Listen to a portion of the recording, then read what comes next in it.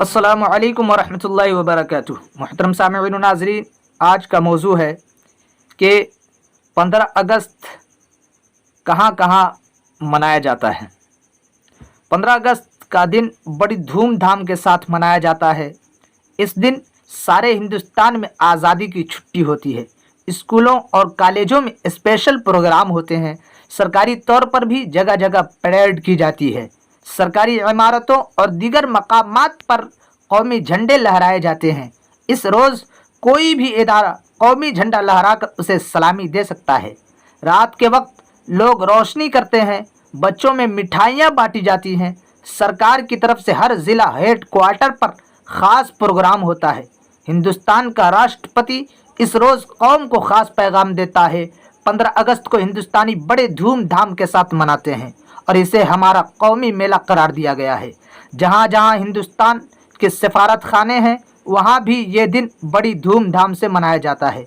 अगरचे हमने आज़ादी हासिल कर ली है, मगर उसे मुकम्मल आज़ादी तभी कहा जा सकता है जब हम पूरे हिंदुस्तान और समाज को एक रास्ते पर लेकर चलें, जिस रास्ता पर दूसरे आज़ाद देश चलते हैं। अंग्रेज़ों ने हिंदुस्तान में बहुत सी बुराइयों को जन्म दिया था।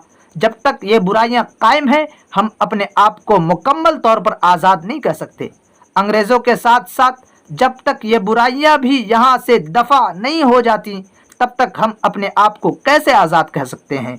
इसलिए हमारा फ़र्ज़ है कि हम सब मिलकर अपने देश की बुराइयों को दूर करें। हिंदुस्तान में अंग्रेज़ों ने फूट डालो और राज करो की पॉलिसी अपनाई थी। हमें आज़ाद हुए काफ़ी साल गुजर गए हैं, मगर ये बात हमारे लिए बाइस शर्म है कि अभी तक हम फ़िरका परस्ती से अपने आप को अलहदा नहीं कर सके। इंसान को इंसान से प्यार करना चाहिए। सब इंसान बराबर हैं, मगर अफसोस है कि हिंदुस्तान में कई हिंदू मुस्लिम, कई हरिजन गैर हरिजन के दरमियान नफ़रत है। आए दिन फसाद हो जाते हैं। कहीं ज़बान, मजहब, नस्ल और शोभा के नाम पर तू मैं हो जाती हैं। हमें इन बातों से ऊपर उठना होगा। अगर हम ऐसा न कर सके तो इससे हिंदुस्तान को काफ़ी नुकसान होगा। इसी फूट की वजह से हम पहले भी ग़ुलाम हुए थे और दोबारा भी तबाह बर्बाद हो सकते हैं। हिंदुस्तान के सरमायादार समाज को दोनों हाथों से लूट रहे हैं। देश में बेरोज़गारी, बेकारी, महंगाई वगैरह बढ़ रही है। गरीब आदमी और ज़्यादा गरीब हो रहे हैं। मज़दूरों को एक्सप्लॉइट किया जा रहा है। रिश्वतखोरी का बाज़ार गर्म हो रहा है। सियासत भी शैतान का खेल बनकर रह गई है। लोगों का अखलाकी मेयार और कदरें गिर गई हैं।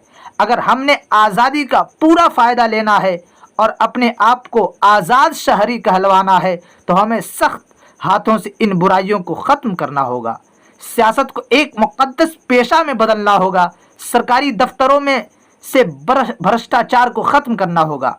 जो लोग फ़िरका परस्ती को हवा देते हैं, उन्हें सख्त हाथों से दबाना होगा। जो सरमायादार मिलावट, ज़ख़ीरा अंदोज़ी और नाजायज़ मुनाफ़े खोरी करते हैं, समाज को इन चंगुल से बचाना होगा। इसलिए सरकार और अवाम दोनों को मिलकर आज़ादी की बका के लिए समाजी बुराइयों के ख़िलाफ़ इस तरह की जिद्दोजहद करनी चाहिए, जिस तरह उन्होंने अंग्रेज़ों के ख़िलाफ़